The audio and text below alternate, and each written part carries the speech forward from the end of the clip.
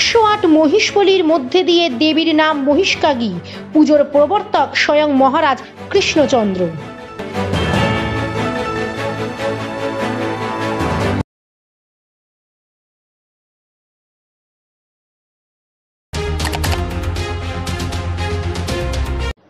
আজ থেকে প্রায় 550 বছর আগে 15 ফুট উচ্চতায় এক হাঁড়ি কাটে 108টি মহিষ বলির মধ্যে দিয়ে নদিয়ার শান্তিপুরে যে কালী প্রতিমার পুজো শুরু হয়েছিল, সেই দেবী জাগ্রত মহিষকাগী দেবী নামে পরিচিত।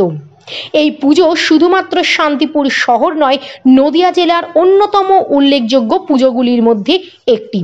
জানা যায় দেবী প্রথমে পূজিতা হতেন কুঁড়ে ঘরে, পরবর্তীতে মহারাজ কৃষ্ণচন্দ্রকে স্বপ্নাদেশ দেন আমার আর কুঁড়ে ঘরে থাকতে ভালো লাগছে না। তারপরই তোড়জোড় শুরু হয় মায়ের মন্দির নির্মাণের। জানা যায় জনশ্রুতি হিসেবে এই পুজোর সূচনা হয়েছিল এক তান্ত্রিকের হাতে, কিন্তু পরবর্তীতে কালের স্রোতে এই পুজোর দায়িত্বভার আসে চট্টোপাধ্যায় বংশের কাঁধে।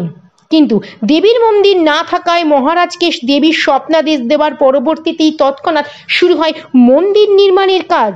পরবর্তীতে বংশানুক্রমে চট্টোপাধ্যায় পরিবার এই দেবীর পুজোর দায়িত্ব বহন করতে করতে বর্তমানে এই পুজো রয়েছে বারোয়ারি পুজো কমিটির হাতে। তারাই দায়িত্বভার নিয়ে এই পুজো করে আসছেন।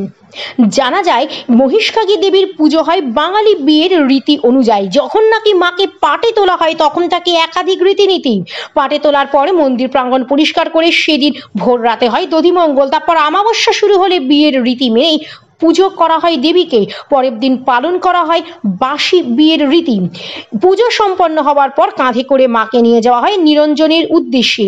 পুজো উদ্যোক্তাদের কাছে জানা যাচ্ছে বহু বছর আগে মহিষ এবং পরবর্তীতে পাঁঠা বলি এই পুজোয় থাকলেও বর্তমানে আর কোনো বলি উৎসর্গ করা হয় না মায়ের কাছে। তবে নিরঞ্জনের আগে মাকে দেওয়া হয় পান্তা ভাত, খয়রা মাছ। যদিও এই পুজোকে কেন্দ্র করে সারা শান্তিপুরবাসী সহ বিভিন্ন দূর দূরান্তের মানুষ মেতে ওঠেন। দেবী নিরঞ্জনের ক্ষেত্রে রয়েছে দেবী ও ভক্তদের মেলবন্ধন। ভক্তদের কাঁধে করে নিরঞ্জনের উদ্দেশ্যে যাত্রা করেন মা মহিষকাগী। কি নাম আপনার? গোরাচাঁদ প্রামাণিক। আচ্ছা, এই যে মহিষকাগী পুজো কত বছরের পুরনো? 450 থেকে 500 বছরের পুজো। পুজোর কে ঘিরে গ্রামের মানুষ কতটা মেতে থাকেন? ও মানুষ খুব উৎসাহে, প্রচুর গ্রামের লোকজন আসে, দেশে বাইরের লোকজন সব আছে। তাদের পুজো ছিল, তারা আমেরিকা থেকে আসছে। বহু মানুষ জনগণ সব আসছে, প্রতিবেশীরা আসে, তারা সব আনন্দ পুজো করে। হ্যাঁ, আসে ভক্তবৃন্দরা সব আসে। হ্যাঁ, এই যে প্রতিমা যিনি তৈরি করেন, ইনি কি বংশ পরম্পরা করেন? এরা বংশ পরম্পরা পুজো করছে, তৈরি করে। আচ্ছা, পুজোর এছাড়া অন্যান্য রীতি নিয়ম? হ্যাঁ, এখানে সব কিছু নীতি নিয়ম আছে পুজোর। যেমন ভোরবেলা মায়ের দধিমঙ্গল হয়। হ্যাঁ, তারপরে বেলা 12টার সময় আমাদের ঘট ফাটানো হয়। তারপরে রাতে 12টার পর পুজো বসা হয়। তারপরের দিন আবার পুজো হয়, ঘট বিসর্জন হয়, তারপরে হোম হয়, এগুলো হয়। পরের দিন আবার পুজো হচ্ছে আমাদের।